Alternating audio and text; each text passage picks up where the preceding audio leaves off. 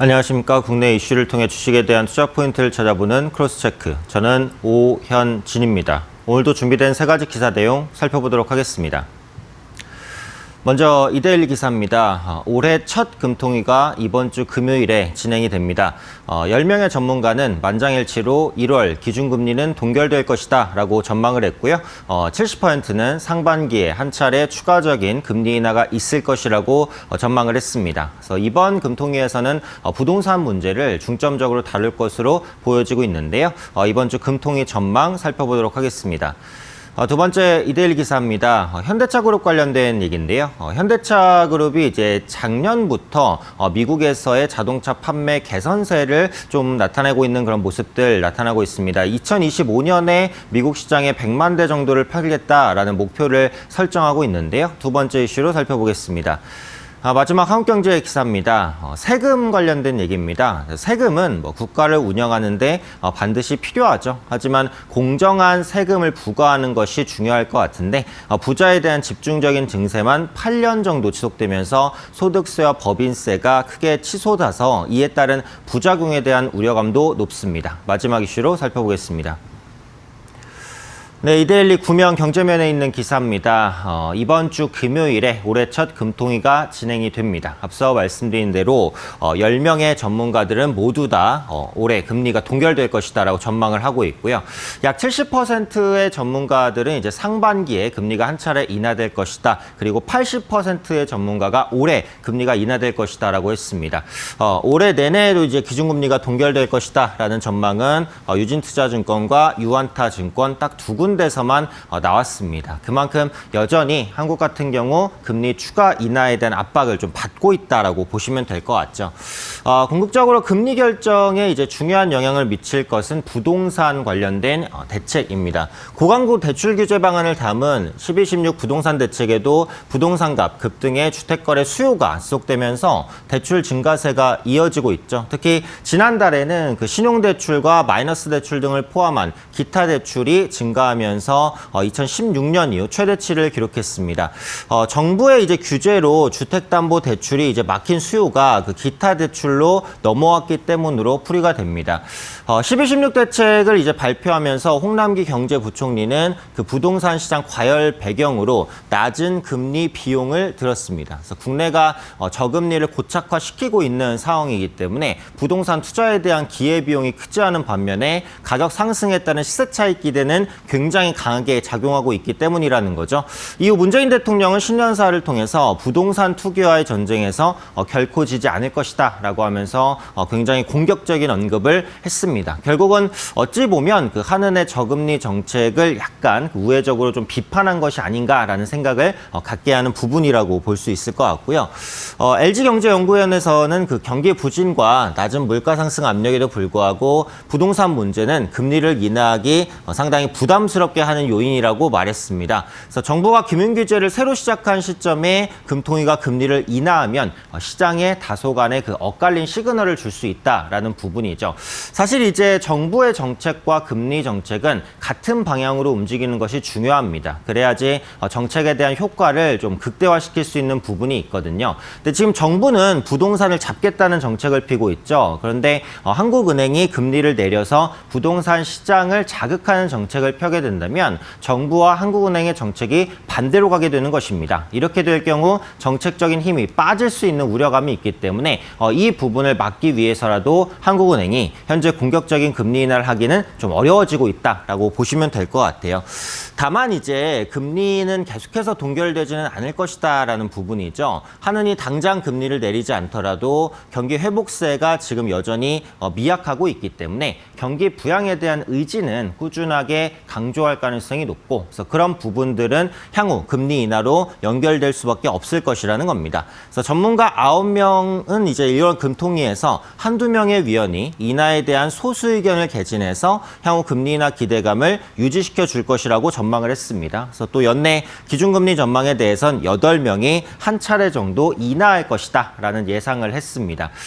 때문에 이제 이번 금통위에서는 뭐 금리를 내리냐 동결하냐 이 부분보다는 금리 인하에 대한 대한 소수 의견이 나오는지 여부, 그리고 한국은행의 총재죠. 이주열 총재가 향후 금리 관련해서 어떤 전망을 내놓는지 여부를 눈여겨보시는 것이 좀 중요하지 않을까 판단됩니다.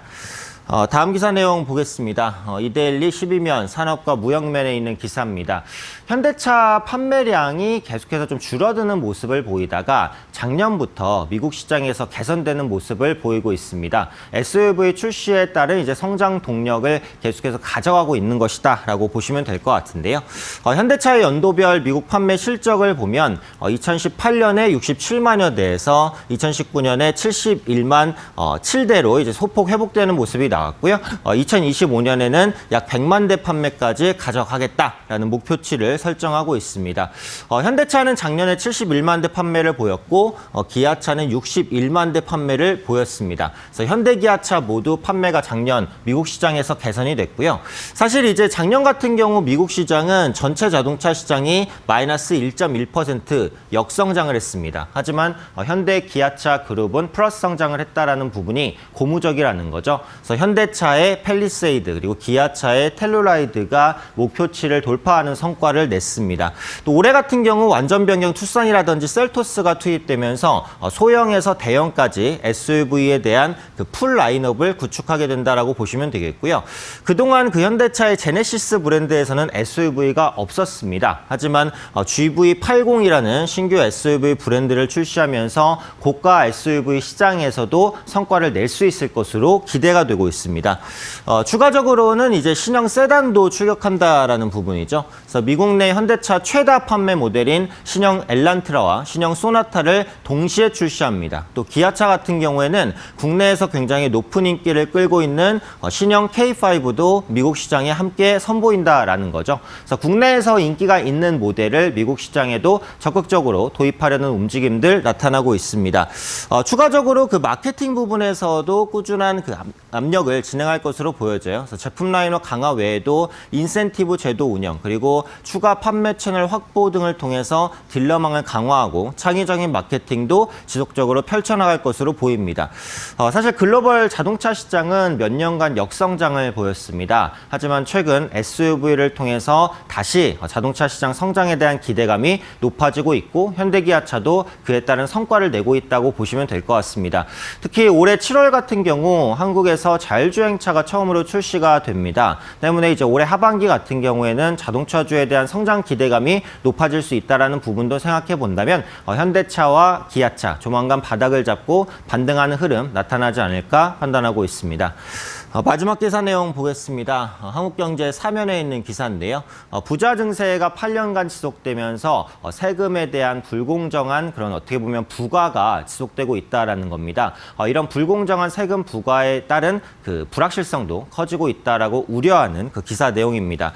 우선은 그 한국의 조세 제도부터 한번 살펴보면요.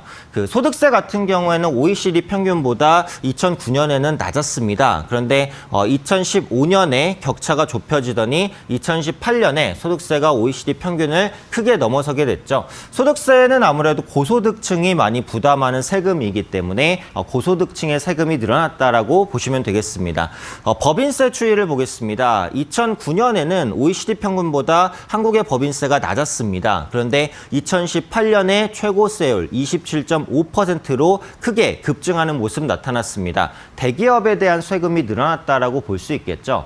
트럼프 대통령 같은 경우 법인세를 2018년에 35%에서 21%로 크게 낮췄습니다. 그래서 법인세를 낮추면서 기업들이 성장했고 주가도 신고가를 만들어내는 모습이 나왔는데 국내 같은 경우에는 법인세를 올리면서 기업에 대한 부담이 커졌죠. 반면에 모든 사람에게 공통적으로 적용되는 부가가치세는 계속해서 이제 올리지 못하고 10%에 고정돼 있습니다. 부가가치를 계속해서 세웠던 이제 OECD와는 약 2배 정도 격차가 나는 거죠. 그러니까 결국은 서민에 대한 반발 등을 이제 그 우려감으로 해서 세금을 인상하지 못했고 고소득층과 기업에만 세금을 인상시키는 모습이 나타났다라는 부분입니다. 그러다 보니까 이제 조세 경쟁력 하락도 이어졌죠. 그래서 미국 조세재단이 OECD 회원국을 대상으로 평가한 조세 국제 경쟁력 지수에 따르면 한국은 2016년 12위에서 2017년 15위, 2018년 17위로 2년간 5계단이나 추락했습니다. 그래서 전문가들은 이 부자 증세의 부작용을 계속해서 우려하고 있죠. 결국은 고소득층의 일할 의욕과 경제적 인센티브를 꺾을 수 있기 때문입니다. 열심히 일해봤자 국가가 다 가져간다, 이런 생각을 하게 되면 아무래도 고소득층 입장에서도 돈을 많이 벌고 싶은 생각이 좀 많이 줄어들겠죠. 그러다 보니까 그 넓은 세원 그리고 낮은 세율이라고 하는 그 조세의 기본 원칙을 지켜야 한다는 지적도 나옵니다. 그러니까 소득이 있는 곳에는 세금이 있다라는 그런 말이 있는데요. 아무래도 넓은 세원을 확보해야지 조금 더 공평한 세금 부과가 가능할 것이다라고 시장에서는 판단을 하고 있습니다. 때문에 정부는 그 고소득층에 대한 세금을 확보하기보다는 약간 넓은 세원을 찾는데 조금 더 노력해야 되지 않을까 판단하고 있습니다.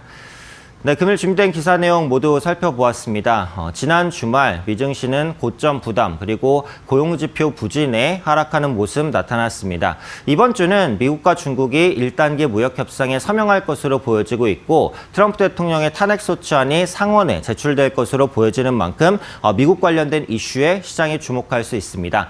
미국에서 나오는 내용들 눈여겨보시면서 시장에 대응할 필요가 있다라고 말씀드리겠습니다. 이상으로 크로스체크 오현진이었습니다.